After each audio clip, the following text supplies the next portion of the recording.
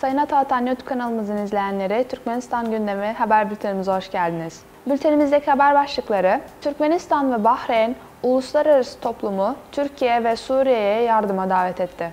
Türkmenistan Hava Yolları, Londra ve Pekin uçuşlarına yeniden başlıyor. Türkmenistan, ikinci haberleşme uydusunu uzaya fırlatmaya hazırlanıyor. Ve son haberimiz, Türkmenistan medya alanında uluslararası işbirliğini geliştirecek.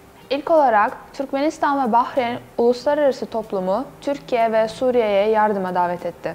Türkmenistan Devlet Başkanı Serdar Berdimuhamedov geçtiğimiz günlerde Bahreyn Krallığı'na ilk resmi ziyaretini gerçekleştirdi. Ziyaret kapsamında iki ülke arasındaki pek çok alandaki işbirliği konuları masaya yatırıldı. Ülkeler arasında ekonomi ve diğer alanlardaki işbirliğini geliştirmek adına 11 anlaşma imzalandı. Bunun akabinde Türkmenistan Devlet Başkanı Serdar Berdimuhamedov'un Bahreyn Krallığı'na resmi ziyareti dolayısıyla ortak bildiri yayınlandı.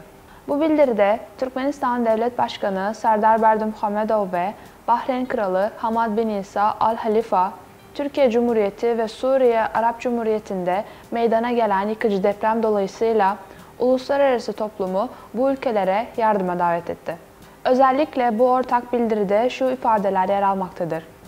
Her iki taraf da iki ülkede meydana gelen can ve mal kaybına, yaralanmaya ve büyük yıkıma neden olan yıkıcı depremle ilgili olarak Türkiye Cumhuriyeti ve Suriye Arap Cumhuriyeti ile dayanışma içinde olduklarını ifade ederek iki ülke hükümetlerine ve halklarına aynı zamanda vefat eden insanların yakınlarına başsağlığını dile getirdiler. Uluslararası toplumu bu felaketin sonuçlarının üstesinden gelmek için iki devlete yardım eli uzatmaya davet ettiler. İkinci haberimiz, Türkmenistan Hava Yolları, Londra ve Pekin uçuşlarına yeniden başlıyor. Türkmenistan Hava Yolları, pandemi dolayısıyla geçici olarak durdurulan uluslararası uçak seferlerine yeniden başlıyor. İlk etapta Rusya'nın Moskova ve Kazan, Türkiye'nin İstanbul, Birleşik Arap Emirlikleri'nin Dubai ve Almanya'nın Frankfurt şehirlerine tarifeli uçak seferleri başlatıldı.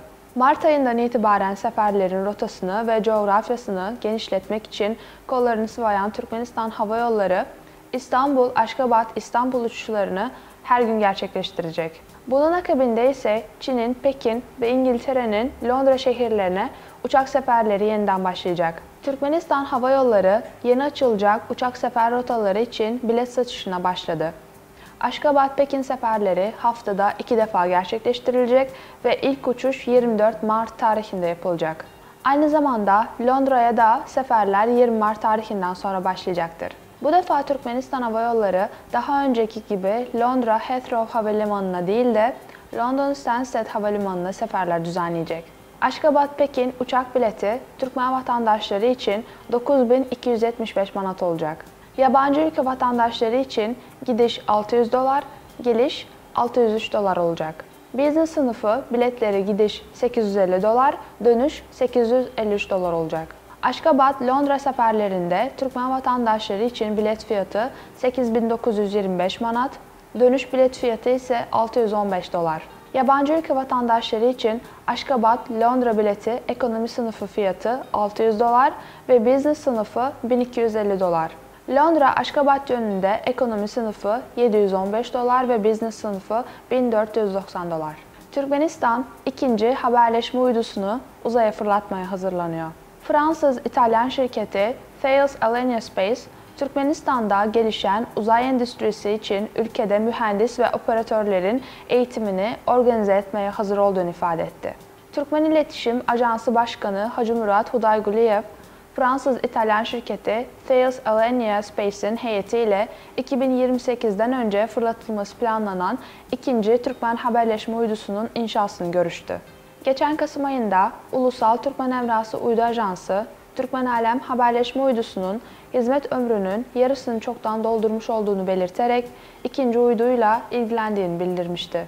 Türkmenistan'ın ilk haberleşme uydusu Thales Alenia Space tarafından üretildi ve Nisan 2015 tarihinde Cape Canaveral kozmodromundan American Falcon 9 roket tarafından yörüngeye fırlatılmıştı. Ve son haberimiz, Türkmenistan medya alanında uluslararası işbirliğini geliştirecek. Türkmenistan medya alanında uluslararası işbirliğini geliştirmek için büyük çaba gösteriyor.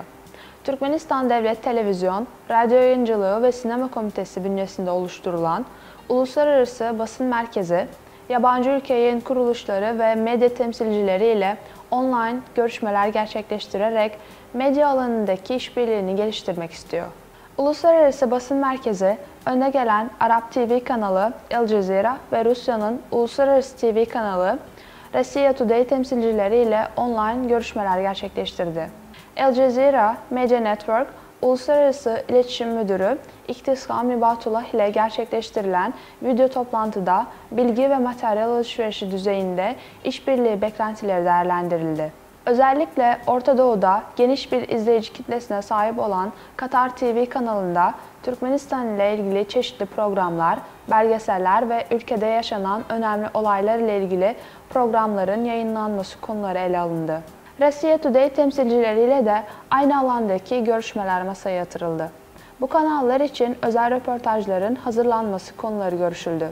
Sayın Atatan YouTube kanalımızın seyircileri, Türkmenistan ile ilgili Türkçe haberlerimizi atatanturkmenistan.com haber sitemizden takip edebilirsiniz.